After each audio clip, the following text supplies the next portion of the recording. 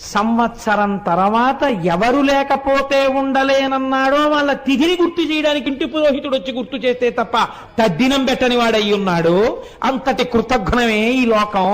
అటువంటి బిడ్డల కోసం దేనికోసం నీకు ఈ అలజడి? నువ్వు ఈ సంబంధాన్ని ఈశ్వరుడు ఎందు పెట్టు. నువ్వు తరిస్తావు, నేను తరిస్తాను. అవన్నీ ప్రతిబంధకాలు తరించడానికి, ఏమో తొందరగా మనల్ని లాగేయడానికి, ఏ అడ్డు లేకుండా చేసేయడానికి, తొందరగా తన వైపు ఈడ్చి పారేయడానికి ఈశ్వరుడు అసలు సంతానం లేకుండా చేశాడేమో. లేవంటావెందుకు?